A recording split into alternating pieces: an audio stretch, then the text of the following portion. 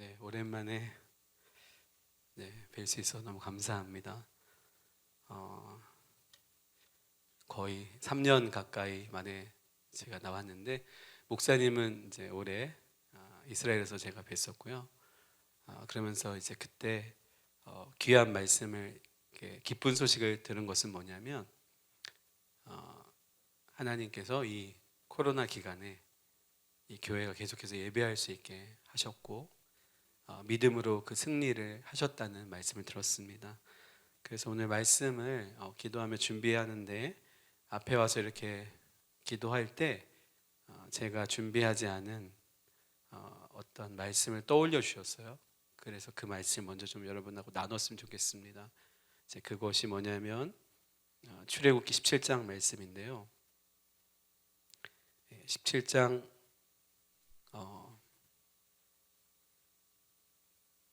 여러분이 잘 아시는 말씀인데 8절부터 12절까지 보시면요, 이렇게 되어 있습니다. 그때 아말렉이 와서 이스라엘과 르비딤에서 싸우니라. 모세가 여호수아에게 이르되 우리를 위하여 사람들을 택하여 나가서 아말렉과 싸우라. 내일 내가 하나님의 지팡이를 손에 잡고 산 꼭대기에 서리라. 여호수아가 모세의 말대로 행하여 아말렉과 싸우고 모세와 아론과 훌은 산 꼭대기에 올라가서 모세가 손을 들면 이스라엘이 이기고 손을 내리면 아말렉이 이기더니 모세의 팔이 피곤함에 그들이 돌을 가져다가 모세의 아래에 놓아 그가 그 위에 앉게 하고 아론과 훌이 한 사람은 이쪽에서 한 사람은 저쪽에서 모세의 손을 붙들어 올렸더니 그 손이 해가 지도록 내려오지 아니한지라. 여호수아가 칼날로 아말렉과 그 백성을 쳐서 무찌르니라. 아말렉은 이스라엘의 강력한 대적이었고, 여러분 아시겠지만 아말렉과 마지막에 그 부솔 시내를 건너가서 싸워서 이긴 사람이 누군지 아시죠? 다윗이거든요. 그러니까 이 마지막 아말렉과의 싸움이 다윗에게서는 왕이 되는 준비였어요. 시글락에서 모든 걸 빼앗겼던 다윗이 바로 그 아말렉입니다. 근데 저에게 떠올랐던 말씀은 뭐냐면 이 전투에서 모세의 손을 붙들어 올렸더니 그 손이 해가 지도록 내려오지 아니한지라가 히브리어로 보니까 바로 야다브 에무나 이렇게 나오거든요.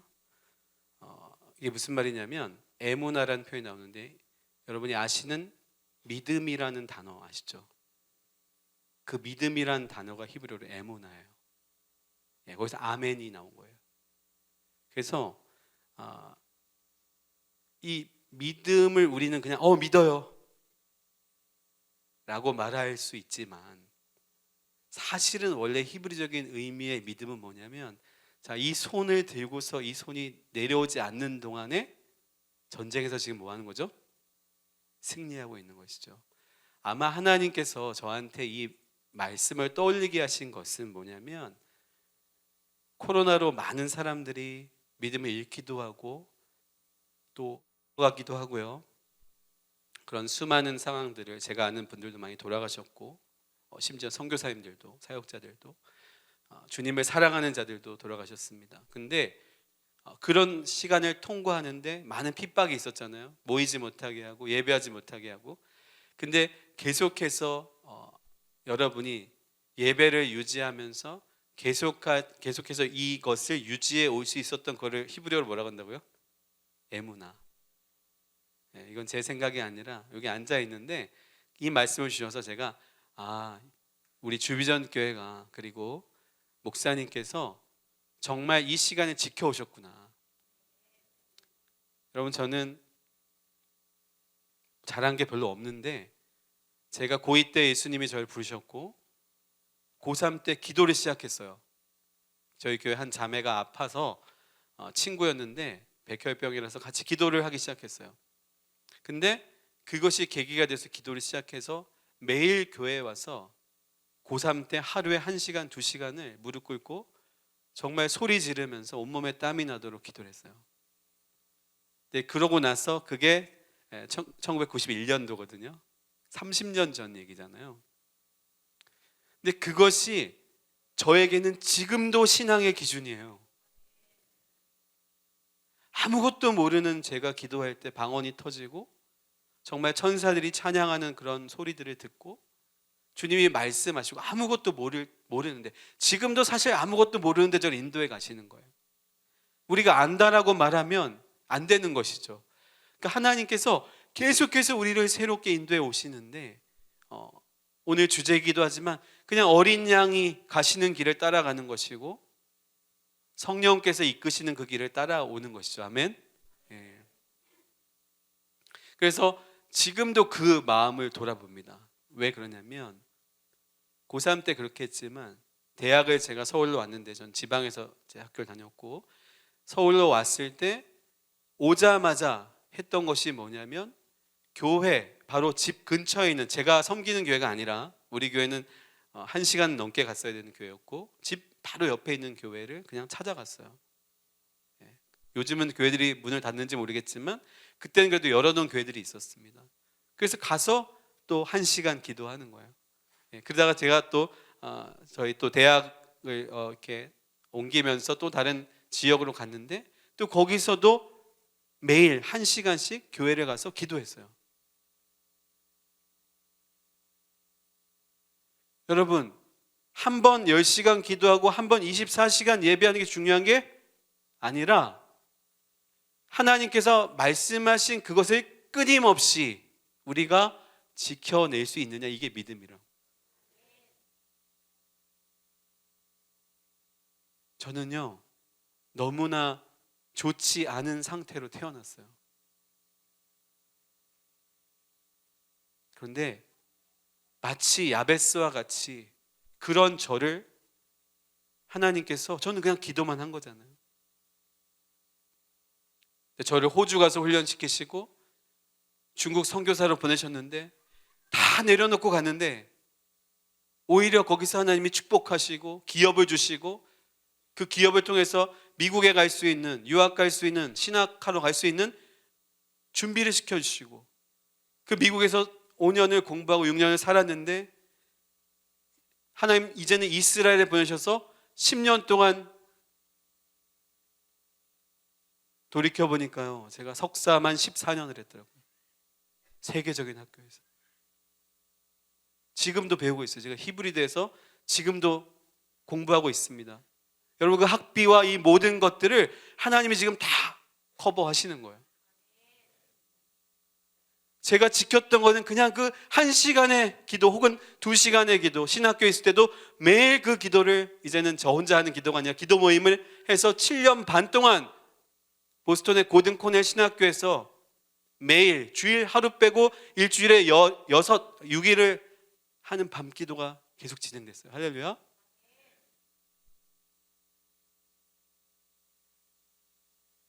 여러분, 유대인들이 기도합니다.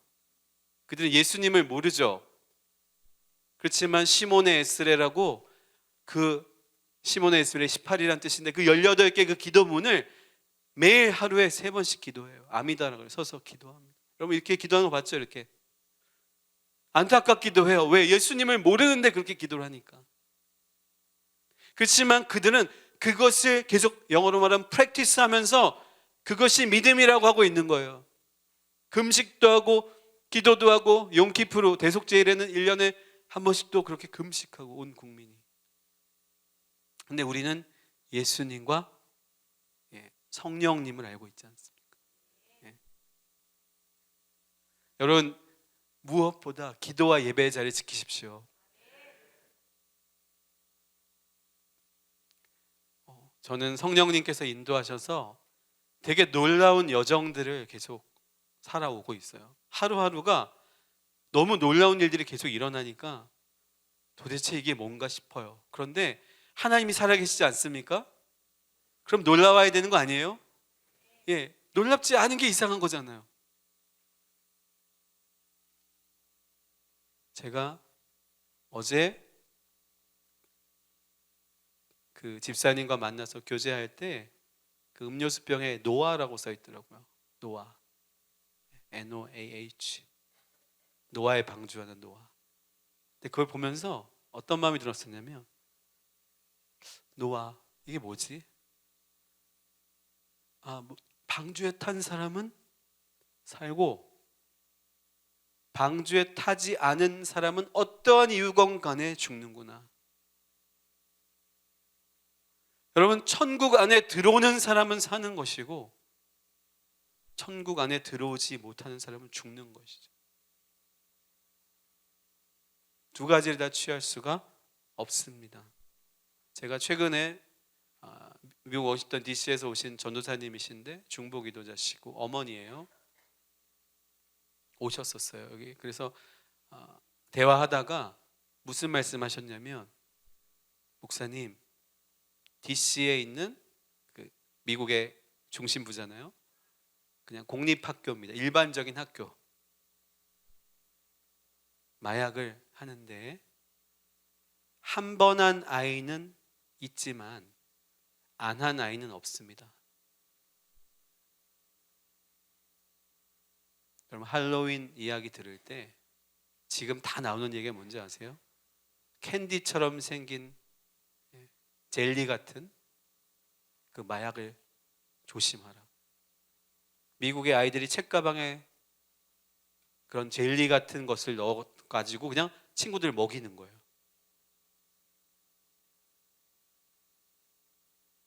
여러분, 이것이 우리의 현실입니다. 그럼 어떻게 하실 겁니까? 그런데 하나님이 여기 들어왔는데요, 소망이란 단어를 보여주셨어요. 여러분, 여기 앉아 있는데 어둠과 악함이 막 떠나갔어요. 제가 기도할 때 주셨던 그 소망. 여러분, 지금 한국에 카페가 가득하죠. 저도 때로는 카페 가서 말씀을 준비하고 정리하고 책을 쓰고. 근데 여기서 알았어요. 카페는 그늘은 되는데 샘은 될 수 없구나.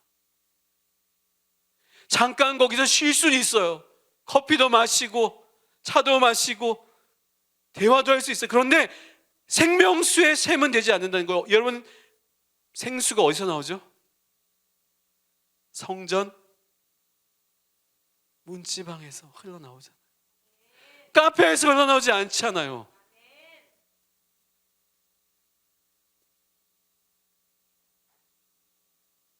여러분, 솔직히 저는 교회들을 방문해 보면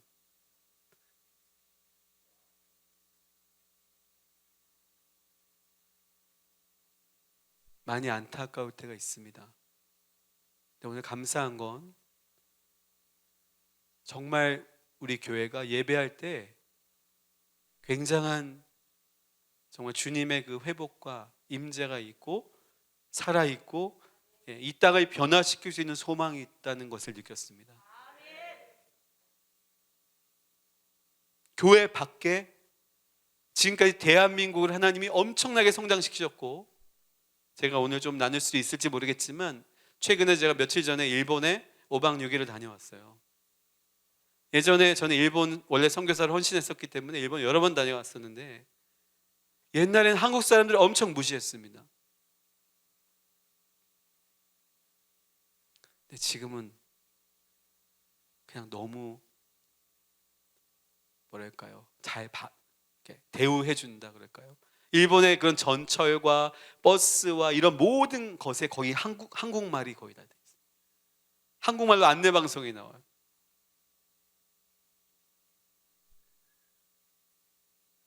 우리나라가 어떻게 이렇게 됐습니까? 제가 여기 이번에 고속도로 나오다 보니까 삼성전자 이렇게 나오더라고요. 맞죠? 이 근처에 삼성이 있나요? 하나님께서 얼마 전에요, 정말 삼성전자 앞에서 제가 의도한 건 아니지만 기도하게 하셨어요. 왜냐하면 우리나라가 이렇게 된 것이 삼성이 잘했다는 게 아니라 정말 하나님의 은혜예요. 정말 그동안 천만의 크리스찬, 그들이 성실하게 그 자리를 지키며 기도하며 예배했기 때문에 이렇게 온 것입니다. 74년 엑스플로 대회 할 때 100만 명이 여의도에 모이고 할 때 그때 제가 태어났는데요, 한 해에 100만 명이 늘었대요, 성도가.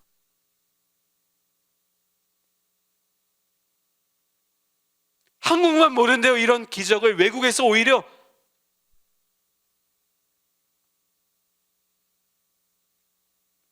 생각해 보십시오.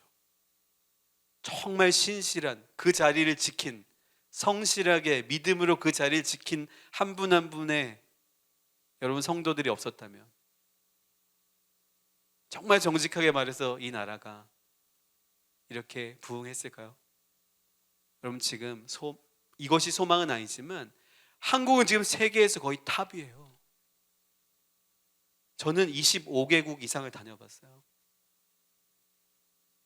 별로 가서 살고 싶은 나라 별로 없어요. 근데 이번에 한국에 왔는데 20년 동안 전 외국에 살았는데 한국에 살고 싶다. 여러분, 유럽도 이렇게 좋지 않습니다. 대한민국 엄청 좋아졌어요. 그리고 막 가면 여러분 안녕하세요 이렇게 인사하는 수많은 사람 만날 거예요. 그리고 정말 한국 드라마, 한국 영화, 한국 노래, 한국 제품, 한국어, 여러분 한국어만 가르쳐도 먹고 살아요 지금. 옛날에 마치 영어 강사들처럼. 놀랍지 않으세요? 그런데 한 가지가 있는 거예요. 우리의 영혼이 타락하면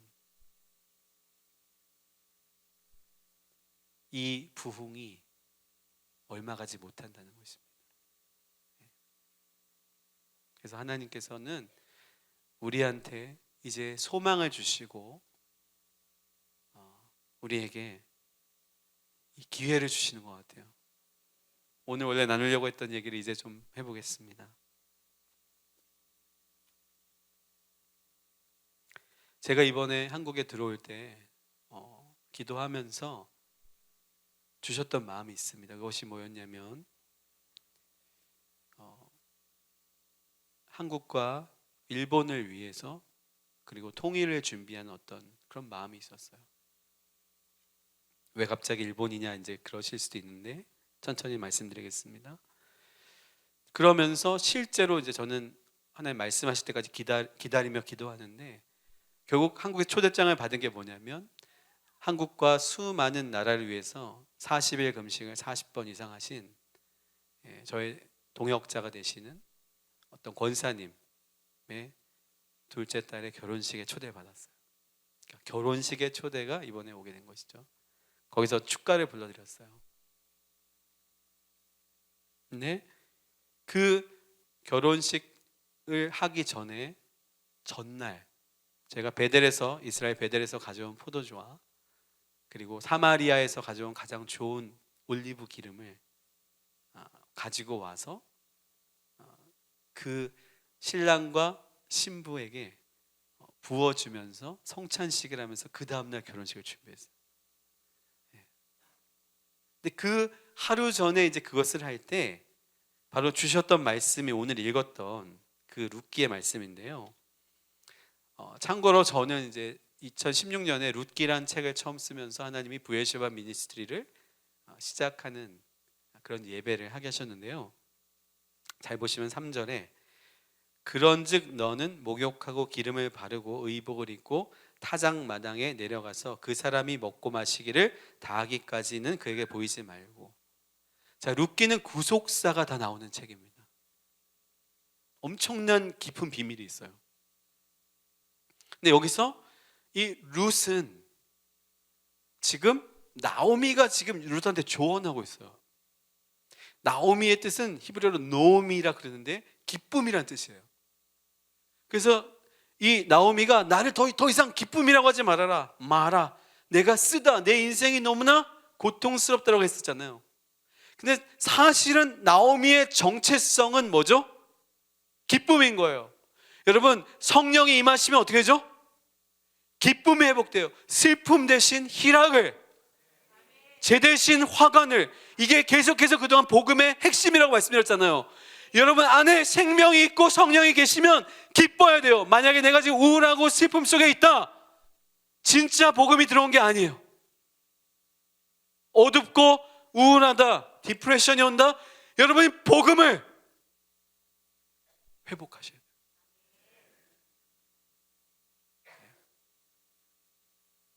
근데 그 성령이 오시는데, 그 성령님은 우리에게 요한복음에서 보혜사라고 소개되어 있는데 파라클레토스라고 하는데요, 히브리어로는 에젤, 돕는 배필.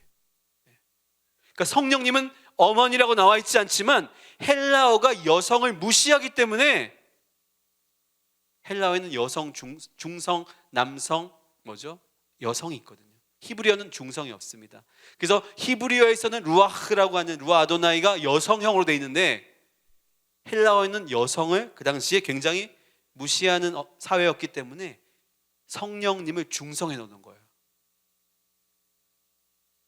그런데 에젤, 돕는 배필의 역할은 뭐죠?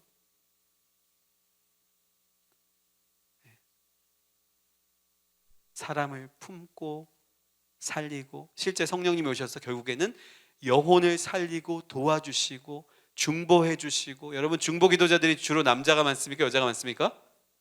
여성들이 많아요. 정말 자식을 낳아봤기 때문에 그 안에 엄청난 긍휼과 사랑이, 이 품고 있는 이 모습이 히브리어 창세기 1장 2절에서 루아흐 엘로힘, 하나님의 영은 메라헤펫 알프네이 하마임, 수면 위에 운행하신다라고 되어 있지만 그 운행이란 말로는 부족합니다. 히브리어가 라하프란 동사가 뭐냐면 새, 어미 새가 알을 품고 있다는 거예요.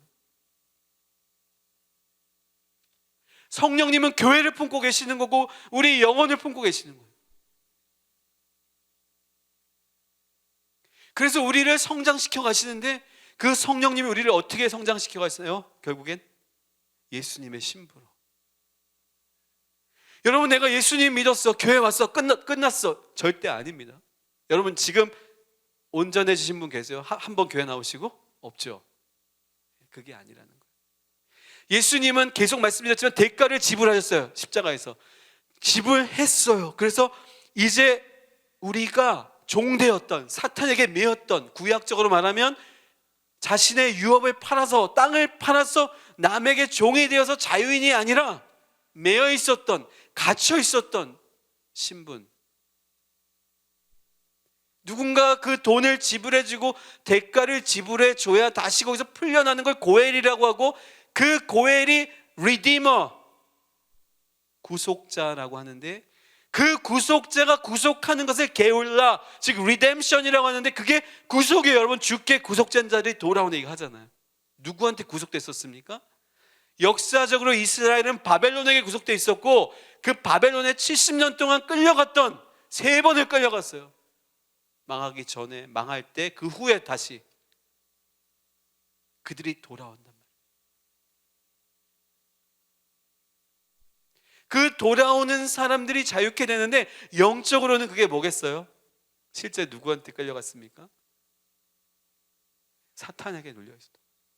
스가랴 3장 1절에 보니까 뭐라고 되어 있습니까? 사탄이 나와서요, 사탄 한다고 되어 있어요. 사탄이란 말이 2번 나와요. 여러분, 사탄이 히브리어입니다. 정확히 발음하면 사탄입니다. 사탄. 무슨 뜻이냐면 원수란 뜻이에요. 그리고 동사로는 정죄하다는 뜻이에요. 고소하다. 끊임없이 정죄하고 고소하고, 네가 이 죄를 졌잖아, 네가 이 죄를 졌잖아, 너 거짓말 했잖아 라고 말하는 게 뭐라고요? 사탄인 거죠. 그게 거기 묶여 있는 거예요. 왜? 죄를 졌으니까.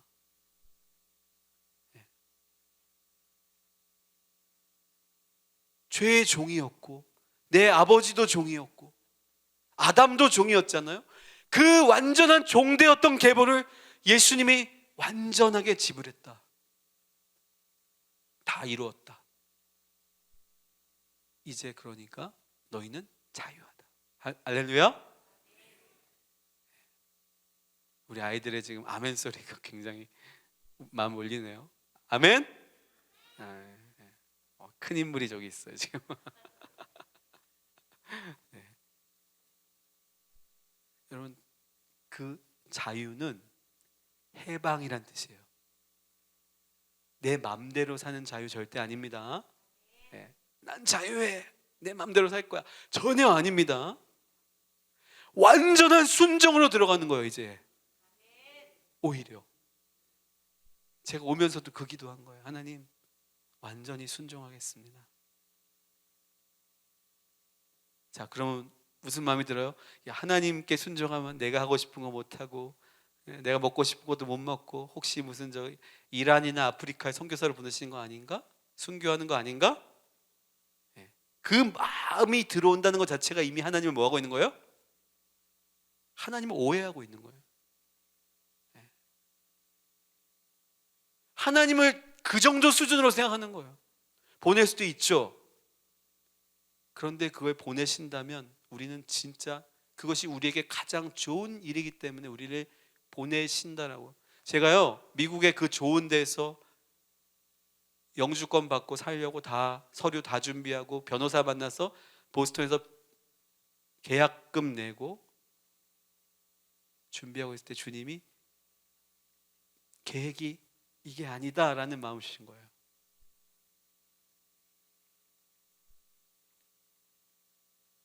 그리고 이스라엘 갈 때, 아, 난 죽었구나. 왜냐하면 순교자 주기철 책을 읽게 하시고 저를 응답을 주셨거든요. 진짜. 그런데요, 여러분 지금 느끼는 건 뭐냐면, 제가 이스라엘에 안 갔으면 이 놀랍고 아름다운 것들을 도대체 내가 모르고 살아왔겠구나. 제가 자랑 아닌 자랑을 좀 하겠습니다. 저희 첫째 아들이 이스라엘의 거의 반장급들, 전국에서 선생님이 추천한 그 후보자들이 6,000명 중에요 120명을 다음 세대 리더로 키우는 프로그램에 있는데 저희 아들이 거기 됐어요. 6,000명의 반장급의 아이들 속에서 120명 안에 선발됐어요. 2년 동안 이스라엘이 거기에 대통령도 막 들어오고 엄청난 프로그램이에요. 이 아이가 2년 동안 교육을 받아요. 놀랍지 않으세요? 한국에 뽑아줬다니까요. 이스라엘의 미래를 위해서. 저희 둘째는요, 음악에 재능이 있었는데 누가 바이올린을 준 거예요, 초등학교 때. 그래서 이걸 한번 시켜본 거예요. 얘가 잘해요. 결론적으로 말씀드리면 이스라엘 필하모닉 오케스트라, 영 필하모닉 오케스트라의 유일한 아시안 단원이에요, 저희 아들이. 줄리어드 갈 수 있는 그 정도의 준비가 돼가고 있어요. 저는 그쪽은 아니라고 보고 있지만 지금은. 놀랍지 않으세요? 제가 만약에 보스턴에 있었다면, 미국에 있었다면 이 자녀들을 향한 하나님의 이런 놀라운 뜻들이 이루어졌을까요? 모르죠. 저는. 그러나 그냥 그 땅에 순종해서 갖고 이제 죽었구나, 내 인생은 끝났구나 라고 하고서 떠난 그 길을 10년이 지났는데 이 아이들은 영어도 잘하고 히브리어도 잘하고 심지어는 한국어도 잘하고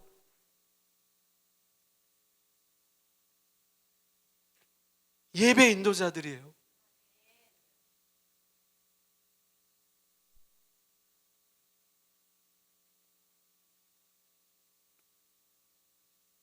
여러분, 하나님이 하셨습니다.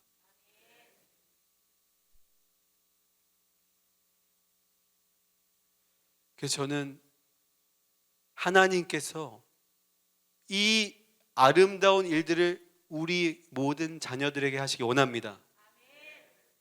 제가 이 비전을 나누겠습니다. 저한테 분명하게 주님이 7,000명의 리더를 기르라고 하셨어요. 저희 아이들 같은 음악의 영역, 문화, 예술, 정치, 저희 첫째는 정치와 경제 쪽에 있는데 그 모든 영역, 과학, 기술, 수많은 영역이 있겠죠. 그럼 생각해 보세요. 정말 성령 충만한 7,000명이 쓴다면 어떨까요, 나라가? 대통령이 성령 충만한 완전히 하나님을 예배하는 사람이라면, 손흥민이 이스라엘 왔었거든요. 만나러 갔었습니다. 제가 왜 갔냐면 손흥민을 기도해 주는 꿈을 꿨었어요. 한번 3년 전에. 그래서 혹시 하나님의 어떤 뜻이 있지 않을까 해서 가봤어요. 근데 개인적인 만남 못했죠. 그런데 뭘 봤냐면 손흥민이 기도하는 모습을 보여주셨어요. 경기 전에 되게 신실하게 막 기도를 하고 있더라고요. 여러분, 그런 세계적인 스타들, 정말 세계적인 능력을 나타내는 사람들이, 하나님의 사람들이 대한민국에서 7천 명이 일어선다면, 자, 유대인들은요, 언약을 갱신한다는 개념을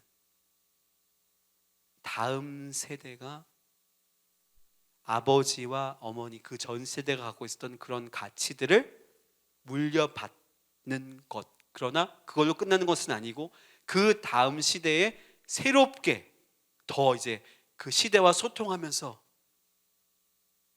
그것이 변화되는 가치관은 그거를 보고 있어요. 말하자면 우리가 지금 교회의 유업을 물려준다는 것은 결국엔 우리 다음 세대 자녀들에게 우리가 믿고 있는 이 신앙과 더불어 이 새롭게 되어지는 그 세계 속에서 이 아이들이 살아갈 수 있도록 해주는 것이죠. 네.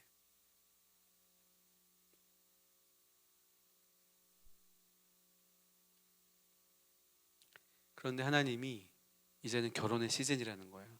네. 자, 그 결혼의 시즌이 뭐냐면요, 예수님이 이렇게 말씀하십니다.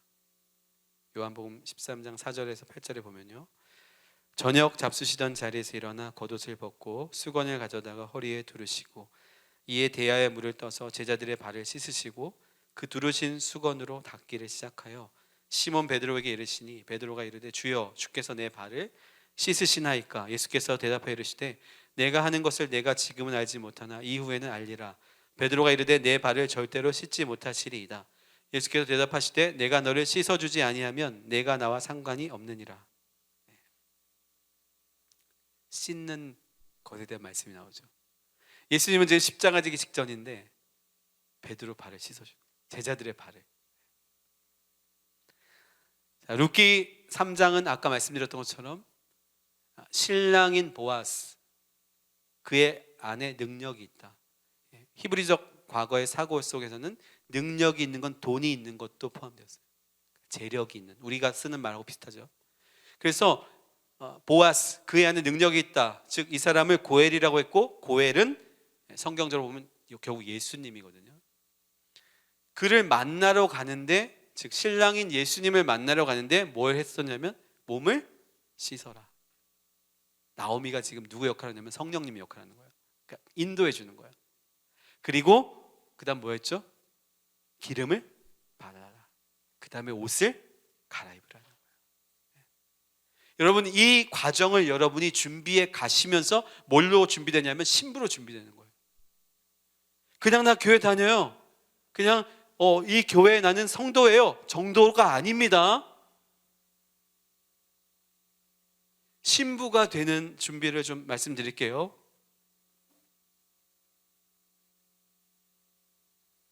자, 이 신부가 성령님의 역할을 하는 나오미를 따라서 지금 신랑을 만나러 가는 과정인데 어디로 가냐면 타작마당으로 가는데요, 그 타작마당을 히브리어로 고렌이라고 그래요. 이곳은 나중에 다윗이 전염병 때문에, 인구조사 때문에 전염병이 왔을 때 아라우나 혹은 성경에 오르난이라고 되어 있는데 그 타작마당을 돈을 지불하고 사서 거기서 번제를 드릴 때 이 전염병이 그치죠. 그 장소가 바로 뭐냐면 솔로몬이 성전을 세운 성전산이에요. 그곳을 유대인들은 바로 아브라함이 이삭을 바쳤던 모리아산이라고 보는 거예요. 그곳을 뭐라고 한다고요? 아라우나의 타작마당, 즉 고렌이에요.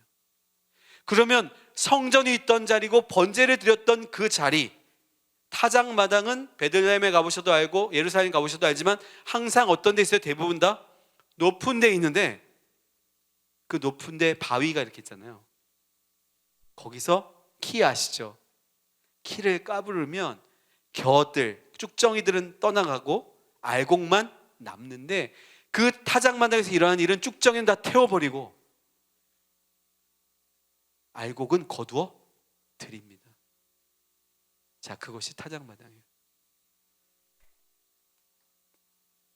결국엔 그 장소에서 뭐가 일어나죠? 심판이 일어나요. 여러분, 유대력으로 보면 얼마 전에 욤키푸르, 즉 대속죄일이었는데, 대속죄일에 뭐가 일어나는 것이죠? 심판이 일어나는 것이죠. 그런데 거기서 쭉정이는 심판으로 되는 것이고, 자, 알곡은 어떻게 된다고요? 초막절, 즉 장막절에 주님의 장막 안으로 들어가는데, 그게 천국이라는 거죠.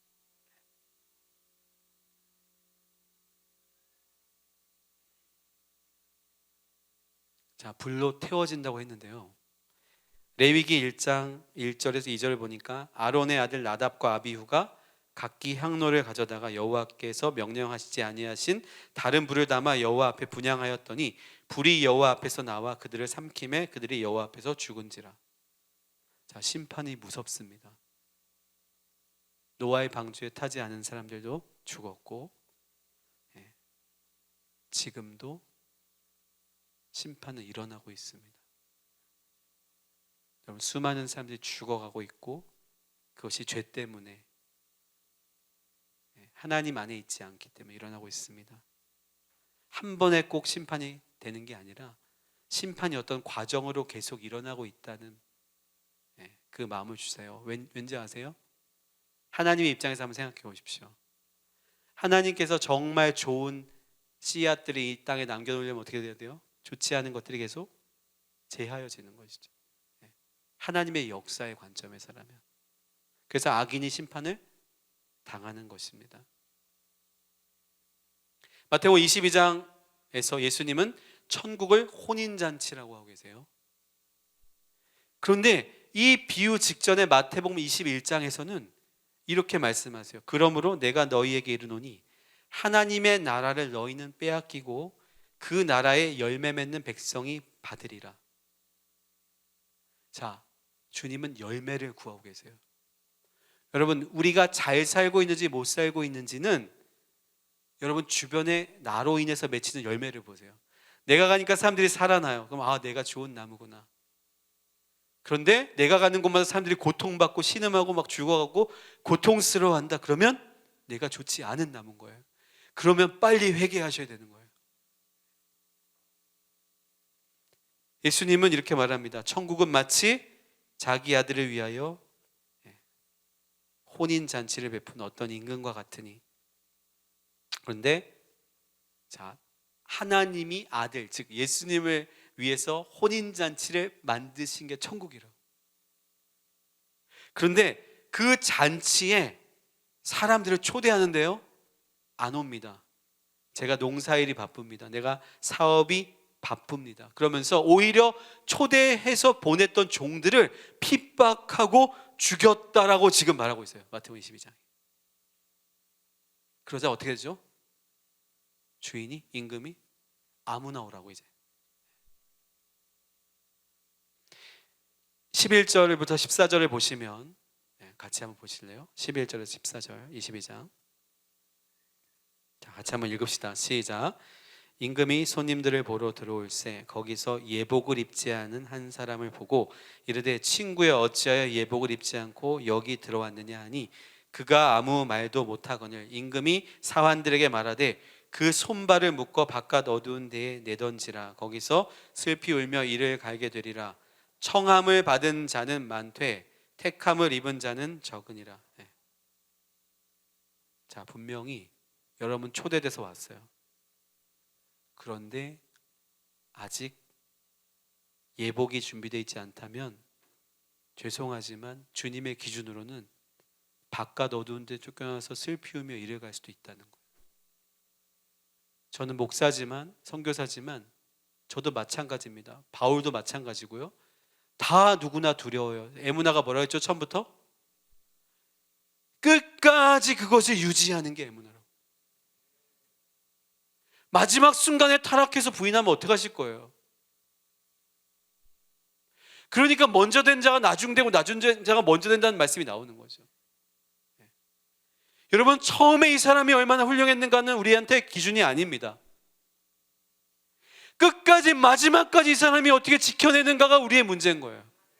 네.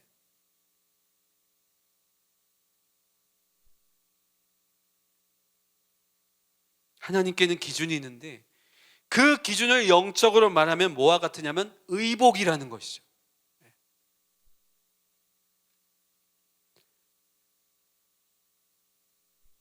자, 룻기 3장에서 아까 말씀드렸지만 성령님의 역할이 뭐죠? 신부를 정결하게 씻고 기름을 바르고, 기름은 성령님을 뜻하겠죠. 성령이 충만함을 받고 그 다음에 옷을, 신부의 옷을 입고 그 다음에 어디로 가죠?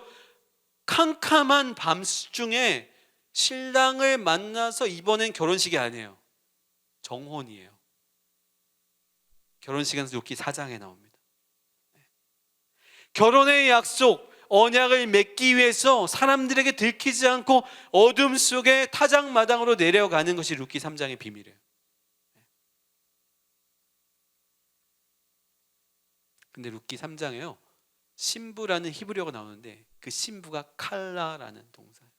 칼라라는 말이에요. 근데 그 칼라는 동사가 있습니다. 룻기는 놀랍게도 신부라는 명사와 칼라라고 하는 동사가 동시에 다 나와요. 자, 어디 나오냐면 마지막 절에 나옵니다. 이렇게 돼 있어요. 3장 마지막 절에 그가 이 일을 끝내기까지는 그는 잠잠지 않을 것이다. 히브리어로 읽어드리면 키로 이시콧 하이시키임 킬라 하다발 하욤, 이렇게 돼 있어요. 여기 킬라라고 나온 것이 바로 칼라라고 하는 동사의 피엘이라는 형태로 되어 있습니다. 자, 여기서 놀라운 건 뭐냐면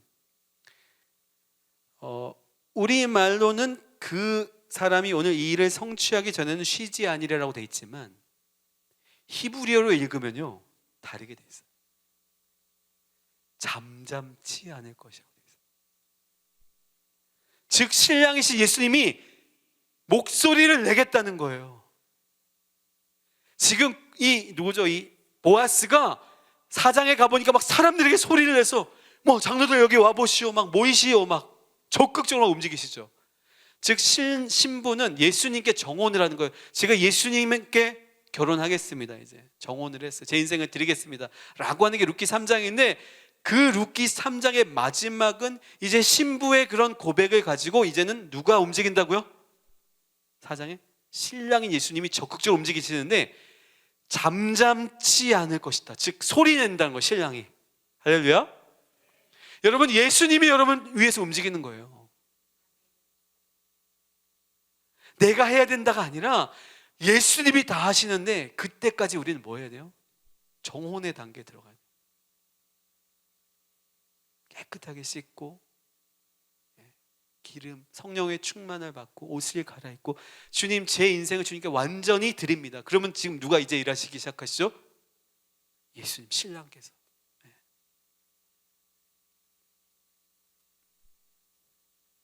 자, 이제 마무리해야 될 텐데요. 제가 이번에 그 결혼식에 초대받아서 왔고 그 결혼식에 엄청난 은혜가 있었어요. 그 다음에 또 한 교회에서 열흘 동안 집회를 하면서 그 베델의 포도주를 함께 나누면서 대한민국이 통일로 준비되는 것들에 대한 성찬식을 했었습니다. 그리고 제가 포도주 3병을 들고 왔는데 나머지 1병을 가지고 일본에 가야 된다는 마음으로 계속 기도를 하고 있었어요. 여러분 아시겠지만 10월 11일 날 일본이 무비자가 열렸어요. 그래서 22일 날 제가 일본에 들어갔다가 엊그제 나왔습니다. 일본에 가면서 신주쿠에 엄청나게 부흥하고 있는 젊은 교회가 있어요. 신주쿠 샬롬 교회라고. 그 목사님을 제가 예전에도 방문했었고 이스라엘에서도 만나고, 토미다 신고라고 하는 아주 저보다도 젊은 목사님이신데 너무너무 귀한 분이에요. 그래서 연락을 했어요. 참고로 여러분, 일본은요 1년 전, 2년 전에 단기 선교 같은 걸 준비합니다. 대한민국은 제가 봤을 때는 내일 가자 그래도 갈 수 있죠. 우리 이렇게 달라요. 근데 제가 하루 이틀 전에 가서 성찬식을 같이 하자고 했으니까 말이 돼야 안 돼요? 절대로 안 되죠. 일본 정서에는 절대로 안 돼요. 그런데 감사하게도 그 목사님이 받아줬어요. 베델, 하나님의 집, 바로 아브라함이 언약을 받았던 그 장소에서 3대를 살아왔던 그 유대인이 그 포도원에서 했던 그 포도를 가지고 만든 포도주를 가지고 일본에 가면서 성찬식을 하자고 했는데 같이 오케이를 했어요. 그래서 갔습니다. 가서 저희 둘이 서서 그 일본 그 성도들 앞에서 주일 예배 때 같이 성찬식을 한 거예요. 여러분 그거 아십니까? 여러분 이제 일본에 대한 오해를 깨셔야 되는데, 일본이 우리한테 잘못한 거 맞아요, 그죠?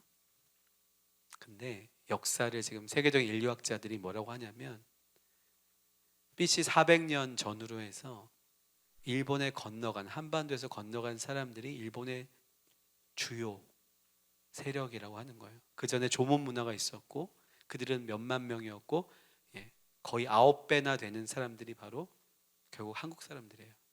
즉 일본과 한국이 같은 민족이에요.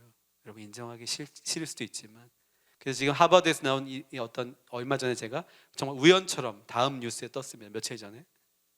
거기 보면은 DNA를 분석해 보니까 오히려 언어는 우리가 유사하다고 생각하지만 15% 정도 유사하고, 얼굴 생김새와 이런 것들 DNA 그 유전적으로 분석해 보니까 9대 1이라는 거예요. 여러분 일본 사람들이 한국 사람인 거예요. 결론적으로 말하면 BC 400년경에. 그러니까 저는 이게 이스라엘이 있으니까 이게 인사이트가 오는데요. 자, 에돔이 누구죠? 에서의 자손이죠.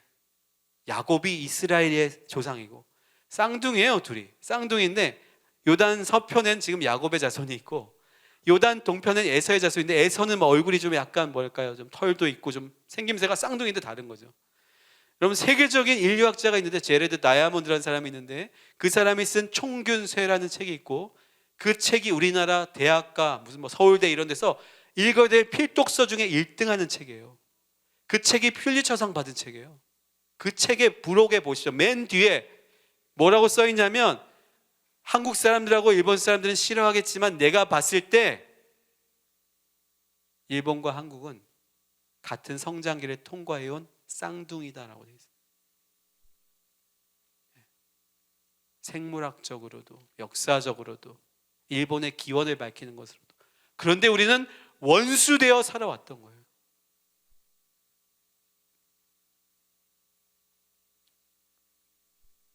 죽일 놈들이 아니란 말이에요. 이스마엘과 이삭도 원수가 아닙니다. 아브라함의 장례를 지내는 장면에서 창세기를 보십시오. 누가 와 있어요? 이스마엘이 와 있었어요. 여러분 중동 문제를 풀 때, 요단 건너편의 문제를 풀어갈 때 하나님께서 지금 남북한 문제도 마찬가지거든요. 북한이 우리의 원수가 아니에요. 주체 사상이 원수죠. 우상 숭배가 원수죠. 하나님이 지금 이것들을 풀어가려고 지금 이것에 보내신 거예요. 여러분 깨어서 기도하셔야 됩니다. 그래서 그 교회에서 성찬식을 했는데, 자, 한국에서는 결혼식하고 갔잖아요. 성찬식 끝나자마자 무슨 일이 있었는지 아세요? 청년들이 정혼식을 하는 거예요. 저 모르고 갔어요. 그 정혼식 앞서서 우리가 성찬식을 한 거예요. 그리고 너무 맑고 깨끗하게 생긴 두 청년이 나와서 정혼식을 하면서 무릎 꿇고, 이 정혼식은 결혼식이 아닙니다. 내가 내 인생을 당신에게 드리겠습니다 하면서 반지를 끼워주고 꽃을 주고 여기에 있는 성도들이 나와서 축복해 주면서 안아주는데, 제가 팔찌 하나를 가져갔었어요. 어떤 그 한국의 어떤 분이 만든. 근데 가면서 무슨 마음을 가지고 갔냐면 이것을 일본 사람에게 누군가에 선물해 주고 싶다, 이런 마음으로. 근데 그 정혼식에서 그 신부에게 제가 어떤 사모님에게 부탁해서 전달했어요. 할렐루야. 예. 그러면서요, 그 정혼식을 보는데 얼마나 성령이 임재하시는지, 제가 다음 세대에 대한, 이건 아무 데서도 제가 나눈 적이 없는 이야기입니다. 여러분한테만 나눈 얘기예요. 다음 세대에 대한 놀라운 어떤 하나님의 비밀을 발견했는데요. 자, 지금은 우리가 어떻게 하죠? 약혼식 더 이상 하지 않죠. 뭐만 하죠? 결혼만 해요. 그러니까 결혼하기 전까지는 수많은 남자 여자를 서로 만나면서 성관계를 하면서 타락해요. 그리고 이제 결혼하면 그때부터는 죄가 되는 거죠. 더 이상의 방황은. 그런데 성경은, 여러분 생각해 보십시오, 되게 놀라운 말씀이 있습니다. 마태복음 1장 18절에서 20절에 보면 이렇게 있습니다. 예수 그리스도의 나심은 이러하니라. 그의 어머니 마리아가 요셉과 약혼하고 동거하기 전에 성령으로 잉태된 것이 나타났더니 그의 남편 요셉은 의로운 사람이라 그를 드러내지 아니하고 가만히 끊고자 하여 의를 생각할 때에 주의 사자가 현몽하여 이르되 다윗의 자손 요셉아 내 아내 마리아 데려오기를 무서워하지 말라. 그에게 잉태된 자는 성령으로 된 것이라. 정혼 혹은 약혼이 성경적이라는, 혼인은 아직 결혼식엔 들어가지 않았지만 결혼하겠다라고 약속했을 때, 저는 이것이 또 뭐가 떠올랐냐면, 여러분 야곱이 라헬을 신부로 얻기 위해서 또 7년을 섬기죠. 그 시간은 무슨 시간일까요? 그러면 어쩌면 정혼의 시간인 거죠.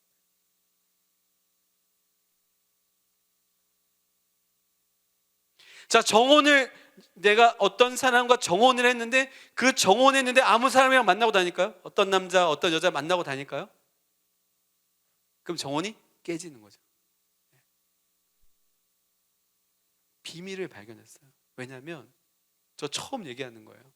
제가 꼭 맞다는 것도 아닙니다. 하나님이 너무 감동을 주셨어요. 그 일본의 그 형제 자매를 보면서. 제가 지금 저희 첫째 아들을 놓고 기도하고 있어요. 하나님이 기도시키시고 계세요. 정말 이 아이에게 그 맞는 귀한 자매가 준비되도록. 그런데 이 아이와 함께 결혼했으면 좋겠다라고 했던 가정들이 몇 가정이 있어요. 여러분, 저는 하나님이 16세까지 아이들을 기르라고 하는 말씀을 받았는데, 16세까지는 오늘 목사님과도 대화했지만 정말 하나님을 예배하는 정결한 주의 성령을 따라가는 그 아이들이 준비된다면, 지금 정통 유대인들이 16살, 17살에 결혼하는 거 아세요? 정통 유대인들이 20살, 21살, 22살이면 애가 2명, 3명이에요. 지금 느낌으로 이상하시죠? 과거에 우리도 그랬잖아요. 지금 드는 마음은 그 16세까지 이렇게 준비되고 그런 아이들이, 만약에 정말 부모들이 같이 기도하면서 억지로 시킨다는 것이 아니라 그 아이들을 위해서 정말, 자, 아브라함이 누굴 보냈냐면 이삭의 부인을 얻기 위해서 엘리에젤을 보내요. 즉 부모가, 아버지가 며느리를 구하려고 지금 보낸 거잖아요. 자녀들이 막 돌아다니면서 누굴 만나고 하면서 쟤 예쁘다, 쟤 몸매가 늘씬하고 쟤 뭐 근육이 좋다. 그래서 만나서 여러분 평생 50년 70년 살아갈 수 있을 것 같습니까? 절대로 불가능해요.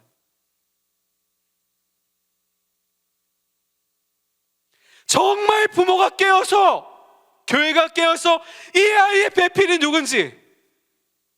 제가 제 아들한테 그랬어요.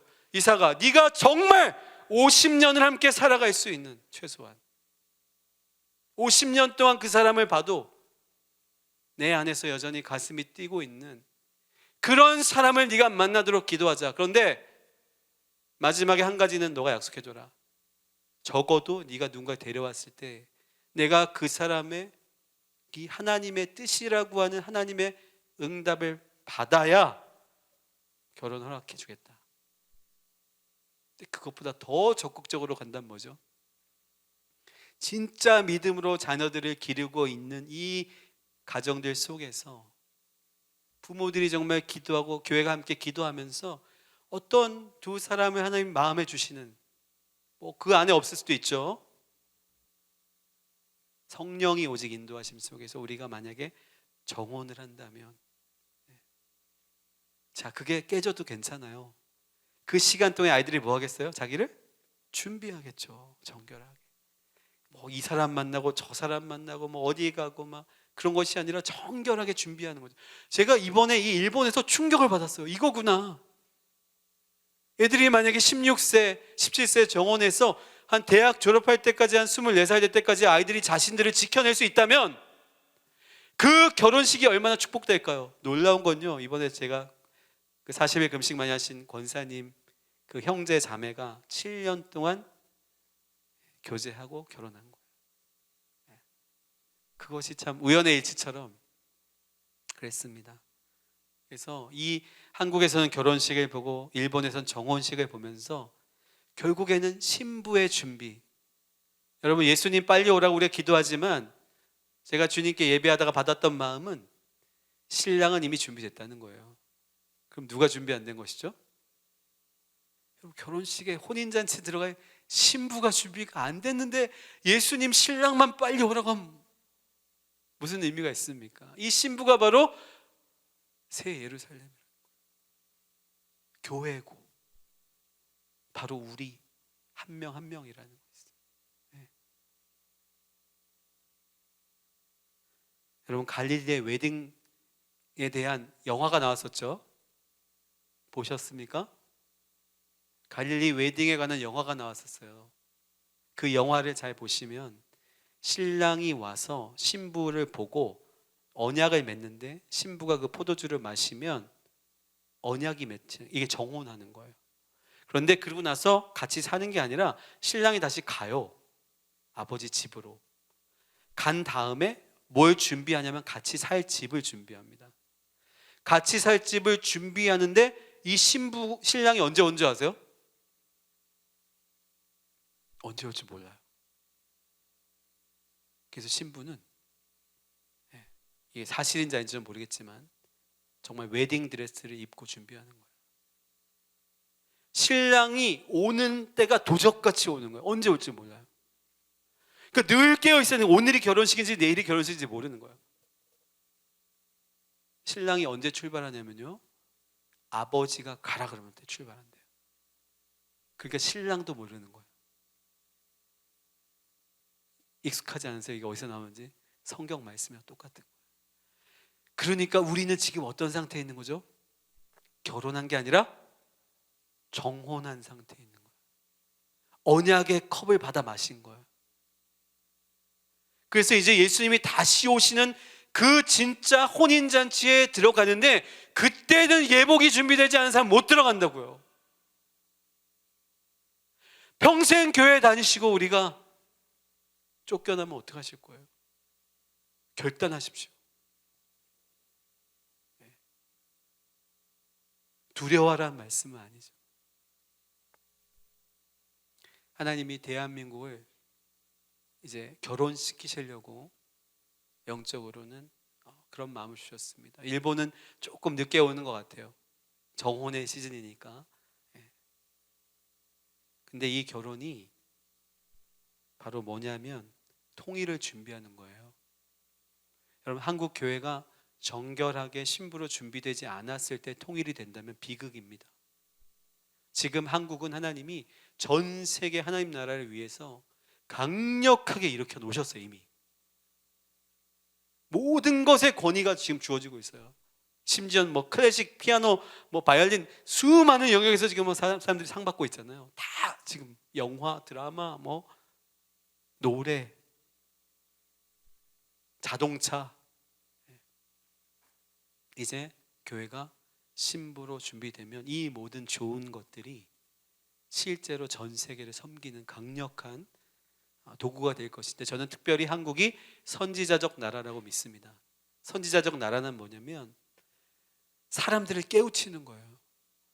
전 세계에 가서 뭐 아프리카든 뭐 남미든 유럽이든 가서 그들을 깨우치는 게 선지자 역할이에요. 하나님이 주신 말씀을 전달하는 게 선지자 역할이에요. 할렐루야. 예, 왜냐하면 이 나라가 똑똑해요. 우리 교육을 많이 시켜놨어요. 에듀케이션.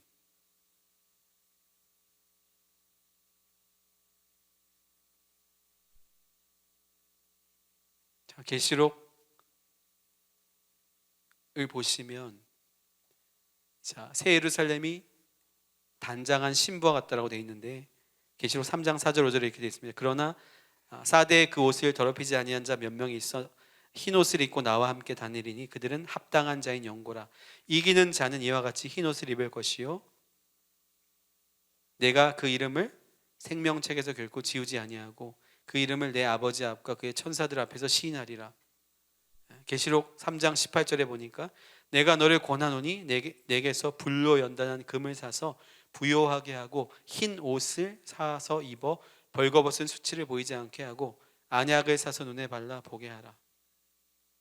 계시록 4장 4절은 또 보좌에 둘러 24 보좌들이 있고 그 보좌들 위에 24 장로들이 흰 옷을 입고 머리에 금관을 쓰고 앉았더라. 계시록 7장 9절에서 11절에 보니까 같이 읽을까요? 이거는 7장 9절에서 12절요. 시작. 이 일 후에 내가 보니 각 나라와 족속과 백성과 방언에서 아무도 능히 셀 수 없는 큰 무리가 나와 흰 옷을 입고 손에 종려가지를 들고 보좌과 어린 양 앞에서 서서 큰 소리로 외쳐 이르되 구원하심이 보좌에 앉으신 우리 하나님과 어린 양에게 있도다 하니 모든 천사가 보좌와 장로들과 네 생물의 주위에 서 있다가 보좌 앞에 엎드려 얼굴을 대고 하나님께 경배하여 이르되 아멘. 찬송과 영광과 지혜와 감사와 존귀와 권능과 힘이 우리 하나님께 세세토록 있을지어다 하더라. 이 영광스러운 열방이 주님의 보좌 앞에 모였는데 무슨 옷을 입고 있죠? 흰 옷을 입고. 13절 14절에 보니까 이렇게 되어 있습니다. 장로 중 하나가 응답하여 나에게 이르되 이 흰 옷 입은 자들이 누구며 또 어디서 왔느냐. 내가 말하기를 내 주여 당신이 아시나이다 하니 그가 나에게 이르되 이는 큰 환난에서 나오는 자들인데 어린 양의 피에 그 옷을 씻어 희게 하였느니라. 근본적으로 흰 옷이 될 수 있는 것은 예수님이 테텔레스타이 다 이루어졌다, 다 지불되었다라고 하는 그 선포를 통해서 결국은 우리가 아버지께 지성소로 나아갈 수 있게 되었고, 예수님이 하늘로 올라가시고 성령이 우리에게 오셔서 그 성령이 마치 우리를 정말 변호사처럼 중보자처럼 돕는 자처럼 우리를 돌보시고 우리를 진리로 맑은 물을 부으셔서 우리를 깨끗하게, 할렐루야, 우리를 흠이 없게 정결하게, 탐임이라고 합니다. 히브리어로. 아브라함아 너는 내 앞에서 행하여 완전하라. 탐임, 정결함을 말합니다. 7장 15절에서 17절에 보니까요 이렇게 되어 있습니다. 그러므로 그들이 하나님의 보좌 앞에 있고 또 그의 성전에서 밤낮 하나님을 섬김에 보좌에 앉으신 이가 그들 위에 장막을 치시리니 그들이 다시는 줄이지도 아니하며 목마르지도 아니하고 해나 아무 뜨거운 기운에 상하지도 아니하리니 이는 보좌 가운데에서 계신 어린 양이 그들의 목자가 되사 생명수 샘으로 인도하시고 하나님께서 그들의 눈에서 모든 눈물을 씻어주실 것임이라. 아멘. 제가 마지막에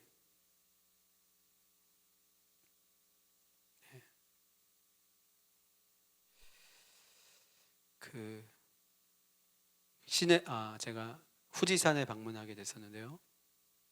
후지산에 가기 전에 아침에 예배를 하면서 기도하고 있는데 주님이 저한테, 제가 뭐 눈으로 비전을 보는 사람은 아니에요. 근데 마음에 후지산이 어떤 하얀 옷을 입은 느낌을 주셨어요.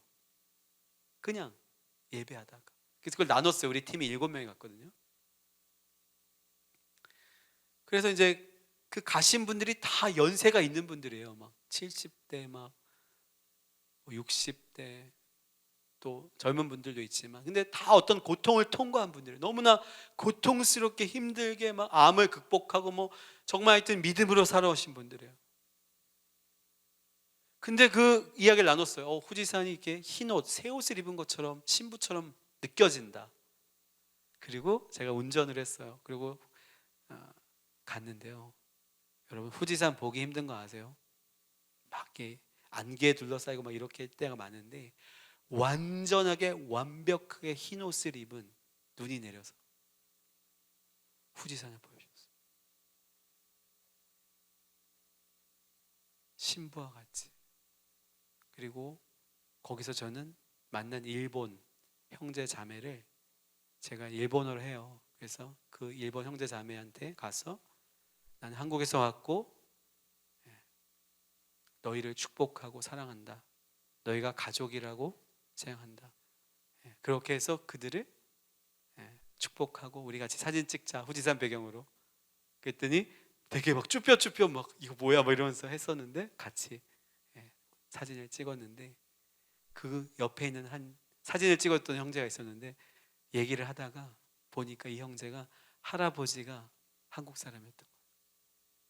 자기 몸 안에는 일본 피와 한국 피가 다 흐른다는 거예요. 그래서 제가 나는 목사고 나는 예루살렘에서 왔고 혹시 크리스찬이고 근데 혹시 형제님을 위해서 기도해 드려도 될까요? 기도해 달래요. 그래서 제가 그 형제를 일본어로 축복하면서 기도해 줬어요. 되게 깊게 기도해 줬어요. 할렐루야. 결국 하나님은 그 속에서 한 영혼이 구원에 이르게 하셨습니다. 마태복음 18장 28절에 보니까 뭐가 나오죠? 1만 달란트 비유가 나옵니다. 18장에. 근데 아시겠지만 1만 달란트를 빚진 것을 임금이 탕감해 줬더니 그가 어떤 다른 사람한테 가서 100데나리온 빚진 것을 달라고 하는데 이렇게 나옵니다. 붙들어 목을 잡고 이르되 빚을 갚으라 하매. 멱살을 잡고 얘기했다는 거예요. 1만 달란트, 즉 수천억 빚진 거는 탕감받았는데 나한테 100만 원 빌려간 사람한테 뭐 했다는 거예요 지금? 멱살을 잡고 했다는 거예요. 여러분, 우리가 1만 달란트 빚진 죄인입니다. 근데 우리는 100만 원은 아니겠지만 우리한테 역사 속에서 큰 잘못을 했지만 그 일본을 품고 시간만 나면 그들을 미워하고 절대로 풀어주지 않고 뭘 해도 일본한테만 이겨야 되고 근데 알고 보니 일본과 우리가 한 민족일 수 있다는 거. 결국은 누가 한 거죠? 사탄이 심어놓은 거죠.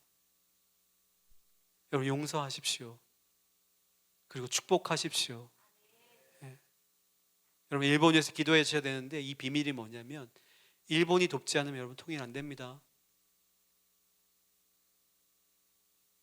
중국도 우리의 지금 적처럼 있는데 여러분 일본이 돕지 않으면 통일될 것 같으세요?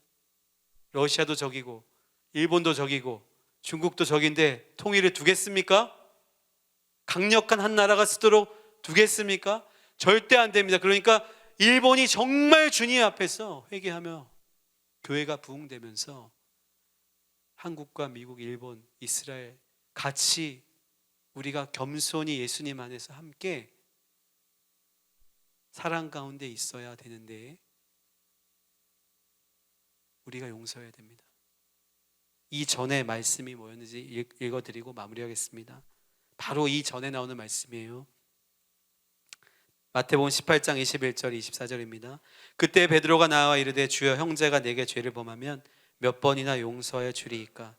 7번까지 하오리이까? 예수께서 이르시되 내게 이르노니 7번뿐 아니라 7번을 70번까지라도 할지니라. 그러므로 천국은 그 종들과 결산하려 하던 어떤 임금과 같으니 결산할 때에 10,000달란트 빚진 자 하나를 데려오매. 이렇게 시작되는 거예요.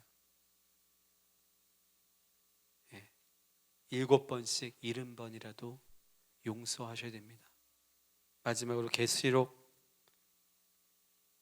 14장 4절 5절을 읽고 기도하며 마치겠습니다. 이 사람은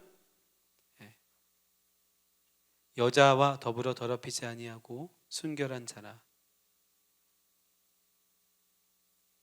어린 양이 어디로 인도하든지 따라가는 자며 사람 가운데서 속량함을 받아 처음 익은 열매로 하나님과 어린 양에게 속한 자들이니 그 입에 거짓말이 없고 흠이 없는 자들이더라. 이것이 바로 어린 양이 시온산에 섰고 그와 함께 14만 4천이 있고 거기서 새 노래를, 구원받은 자들이 부르는 새 노래를 부르는데, 이들이 어린 양을 따라 성령을 따라 어린 양이 어디로 인도하든지 그것을 따라가는 사람들이라는 거예요. 자, 여러분에게 기준을 드립니다. 내 뜻대로 사는 사람은 어린 양을 따라가는 사람이 아니에요.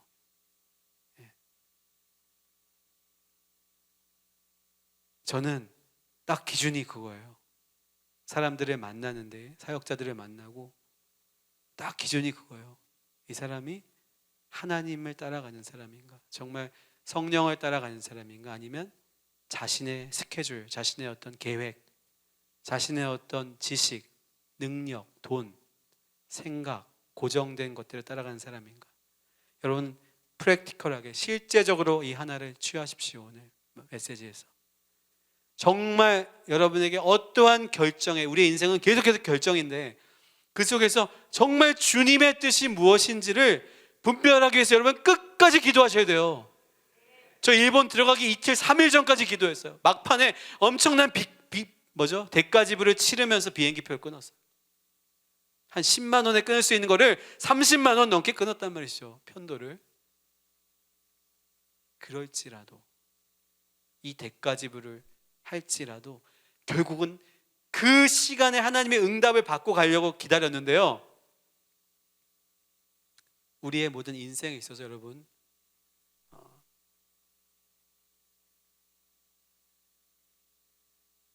끝까지 기도하십시오. 너무 좋잖아요. 주비전교회 성령이 이렇게 강하게 역사하시는데 기도하세요. 기도하시고, 정말 기도하시고 또 기도하시고 기도하시고 주님이 가라, 그럴 때 움직이세요. 할렐루야. 그게 믿음입니다. 기도하겠습니다.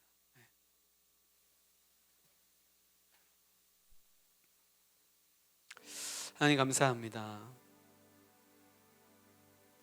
하나님, 용인에도 주님이 신부를 준비해 주셔서 감사합니다. 아무도 보지 않는 룻기 3장의 어둠 속에, 그 깜깜한 속에서 타작마당으로 목욕을 하고 기름을 바르고 흰 옷을 입고 신부로 어둠 속에서 신랑을 향해 나아가는, 정혼하러 나아가는 그 룻의 모습과 성령님의 역할을 하는 또 우리 나오미의 그 조언을 하나님 우리가 보았습니다. 신랑은 이미 준비되었고 이제 천국잔치에 아버지께서 아들을 위한 혼인잔치를 준비하고 계시는데, 하나님, 우리가 이미 정혼하였고 이제 신랑이 오시는 걸 기다려야 되는데, 하나님, 우리가 기다릴 수 있는 애무나 견딜 수 있는 믿음을 주십시오. 어떤 핍박과 혼란, 상황이 벌어져도, 유혹이 와도, 사탄이 공격하고 심지어 죽이려 할지라도 우리가 하나님 이것을 지켜내게 해주십시오. 예수님 신랑이시고 우리가, 그리고 교회가 새 예루살렘, 즉 어린 양의 신부임을 고백합니다. 주님 찬양합니다. 우리 목사님 축복하여 주시고 우리 사역자들 축복하시고 우리 이곳에서 다음 세대에 자라나는 우리 아이들 정말 소망으로, 우리의 소망이 되게 해주십시오. 다음 역사를 열어가는 통일의 주님 소망이 되는 우리 자녀들 되게 하여 주시옵소서. 강력하게 부어주셔서 이 교회가 더 하나님 영적으로 그리고 양적으로도 강력하게 성장하여서 하나님 수많은 영혼들이 여기서 회복되고 하나님 나라를 누리며 자녀들이 보호받고 자라나게 하여 주시옵소서. 어린 양의 혼인잔치와 신부가 준비되었네. 우리가 이 찬양을 함께 부를 시간을 기대하겠습니다. 찬양합니다. 예수님의 이름으로 기도합니다. 아멘.